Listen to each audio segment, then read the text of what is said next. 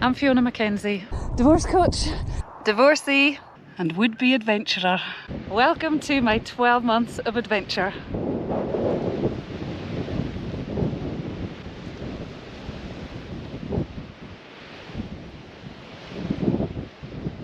Okay, so that's me all strapped in and ready to go. Caden is also ready to go, aren't you? Clearly. This is just spectacular.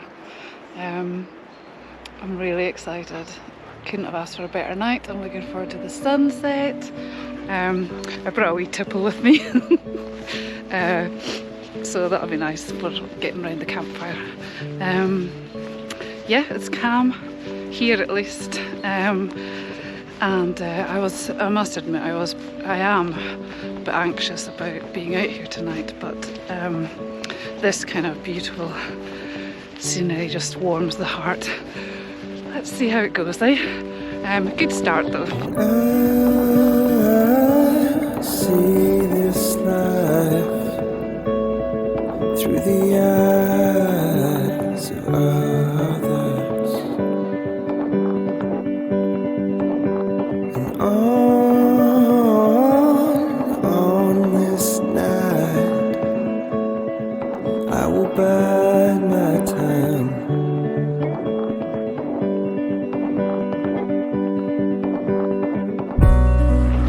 Okay, so I have chosen this spot here because, just right here, because actually where the camera is quite damp, and I don't want the water coming up through the bottom of the tent.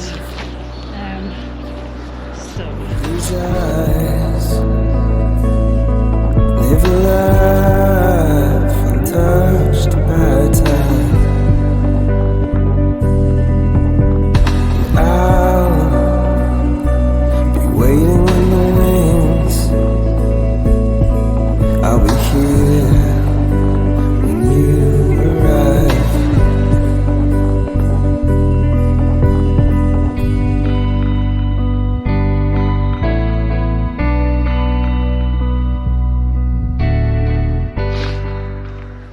So here I am, sitting in my tent, looking out at the dog and the view. You know, and when I think about it, when I was going through my divorce and separation and subsequent, well, I jumped into another relationship quite quickly after that, and that fell apart as well. So, you know, that was really the destroyer of, well, just everything. It was an awful time. But at that point, you know, I was so lacking in confidence, you know, that the thought of even doing something like this would have, it would just been the last thing on my mind. You know, it was all I could do to get out of bed in the morning. And I realised that the only way that I could build confidence was to get myself out of my comfort zone, to, you know, and at that point everything was out of my comfort zone. There wasn't a single thing that was in my comfort zone. You know, I couldn't even have a conversation with people. It was just too much, really. So I started doing that. I got myself out. I joined Meetup because I didn't have much of a social circle in Edinburgh. I joined Meetup and I started going along to every kind of meetup that I could. And as hard as it was, I really didn't want to be doing that. You know, it was very difficult to get myself out the door. I had to force myself. But I knew that what was worse was sitting at home by myself with nothing but my thoughts to keep me company. So I got out, and slowly as I did that, I started making friends. And, you know, it didn't happen overnight, it wasn't, but gradually, you know, I would have a laugh, I'd be able to laugh, you know, which was like, God, I hadn't laughed in weeks, and then to suddenly be able to have a laugh with people was, even that felt like an adventure, to be honest. So Yeah, so I sort of built up over, I don't know, the period 6 months or something, and then lockdown happened, and so that was a difficult transition as well, going into lockdown. Um, but same, just applied all the same things, kept on getting out. I started going out on my bike a lot, and whilst I was quite lonely on those cycles, or certainly when I stopped anyway, it was still felt better, when I came back. But what I realised was, I'd kind of gotten used to that over the last year or so, but I'm quite comfortable with doing stuff like that now. And so that's why I've challenged myself to this, because I'm not comfortable doing this. Or I think the thought of it was much worse than actually being here, because actually being here is pretty nice. I like my own company. I'm not one of those people that has to be around people all the time. And as much as I was anxious about it, and I was worried about even like the walk from the car park, people seeing me with all the camping gear. With lockdown, I wasn't quite sure if you're allowed camping up here or not. I'm pretty sure you are now, but just all these stupid little things, these excuses not to do them, and reasons why not, and your mind will always come up with reasons why not. But the important thing is to not listen to that voice and to just get out there and do it anyway. I started off last year, so now I'm going to continue on with all the things I've maybe wanted to do my whole life, or I've always said, oh, I could never do that. Well, here I am, and I'm doing it. And I'm going to continue to do it. So let's just look at this gorgeous view for a second.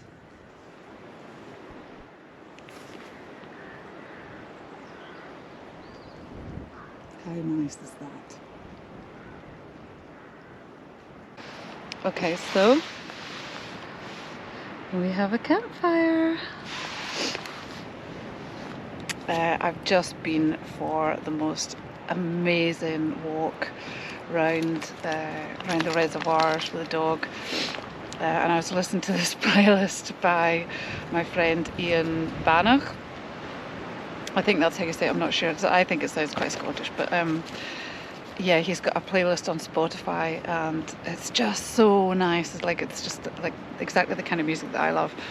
And I was listening to that, and the moon is out and it's reflecting off the water, and it's just, oh my God, I want to do this every night. That's the way I feel. I absolutely love it. And I managed to start a fire myself, so which is a bit of a rarity. Normally I kind of struggle with stuff like that, but boom, it went up straight away. Whoop whoop. Yeah, so when I was on that walk, I just had a smile the whole way round. I just never imagined, I thought I might enjoy it. I thought I'd probably be a bit freaked out by it, but not freaked out at all. I'm loving every second of it, and I've never felt more content, within myself. I've never felt more content, and I just wish that I'd done this a year ago, when I was really when I was really in the thick of it. But the important thing is I'm doing it now, and I hope that by people watching this that you want to come out here and do the same thing, because it's absolutely incredible. So I'm gonna get my little stove going and cook my pasta, and keep this fire going, listen to some more tunes, and just generally absolutely love it. So I have, it's quite difficult to do. So I have this is cooked, all the veggies in there, just warming all that up together. And then the feast is served. Well, it's not really a feast until the chocolate is served afterwards. I've basically just chucked all the firewood on the fire. It's like about 9 o'clock right now. And I'm thinking I'm going to get up early and go for a hike up the Pentlands. I think it might be quite nice to catch sunrise up there, if I can remember the way up from here. I'm sure I'll muddle my way through, but yeah. So I'm going to do that. So I'm going to get kind of an early night tonight. So this is going to be my last sort of, once this fire dies down, I'm going to climb into the tent and try and get the dog in. And we're back. Yeah, so I've climbed into my sleeping bag because it's pretty cold here tonight. I don't know, I don't think it's quite 0, but it must be about 2 degrees. It certainly feels like I can see my breath in the tent and everything, so I've kept my hat on. I've still got my my down jacket on, and then I'll take that off before I get fully down for some sleep. But yeah, I'm quite glad it's windy, because I think well, I've said before, but whether I keep those clips in, but I'm a bit scared of the dark. Or not really scared, but just more like my imagination kind of gets a bit carried away. And every time I've been camping before, if I've been sort of in the wild, like going out to go for a pee or anything is quite a terrifying experience. I think I've lost that a little since I've had Caden, because I have to go out and walk with him at night and stuff, so I've lost it a bit. But I'm just sort of expecting every little kind of wood twig snapping and everything. It's like someone's creeping up on me to like Blair Witch my ass or something, you know. And I'll be found like staring into a corner. But yeah, so I am very much one for a bit of self-help. I'm always trying to improve myself. Well, in recent years anyway, I've always been trying to improve myself. So I've got this, which is the Mental Toughness Handbook. It's got some exercises in. I've got a notebook and pen. I think it's sort of about 10 o'clock at night now, so I will be going to sleep soon. But I'm going to work through some of this because I might need it, because I'm an absolute wuss when it comes to the dark. And I could have read something like, I don't know, some kind of werewolf thing or something that would have just scared the shit out of me, but this is going to empower me, absolutely. So I'm going to say goodnight because I'm going to put my head down. It's after 10 now. I don't know if you can see my breath, but I can see my breath in this tent, so it's pretty cold. But this sleeping bag's amazing, and the dog's loving his, so that's a comfort for me. Okay, good night, and we shall see you in the morning. Mwah. So I've just woken up. It's about 7:15 or something. I kind of got up for the sunrise.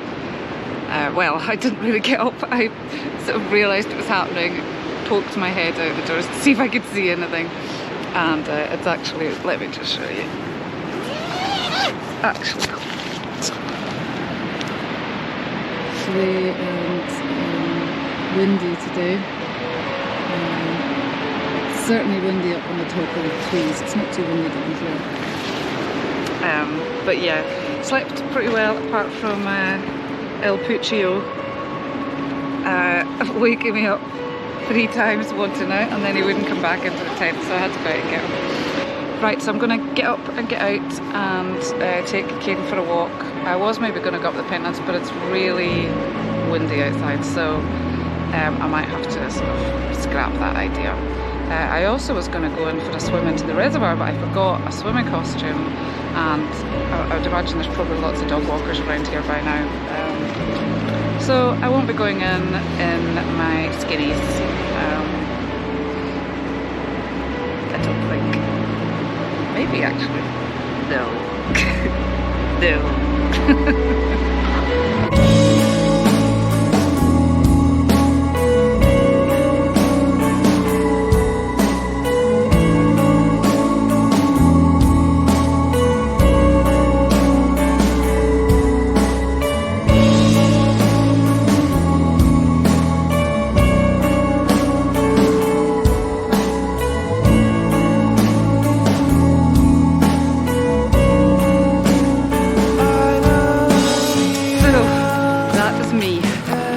Adventure 1 complete. I'm just heading back to the car just now. I've packed up the campsite and leave it as you find it, obviously, or tidier than you find it if possible. But I've just had the most amazing time. I didn't think I'd enjoy this as much as I have. I actually thought I'd be a bit scared through the night and all that, but none of that was brilliant. Everything was amazing. Even the rain today, it's, you know, and the wind and the rain, that's fine too, you know, because you're outdoors, and outdoors just in general is just exhilarating, you know, if you allow yourself that sort of luxury of feeling like that about it, which I do. I suppose growing up in the Hebrides maybe had something to do with that. A love of the outdoors, but yeah, I can recommend anybody does this, or everybody does this actually, particularly if you're, you know, if you're struggling through a divorce. There's no better way to get your head clear than to do something you've never done before, that you're a little bit worried about, but that you know is going to be amazing for you. You know, I am living proof of that. So yeah, get out there, and it's been a pleasure talking to you. It's kept me company actually, so that's been quite nice. All right, adios amigos.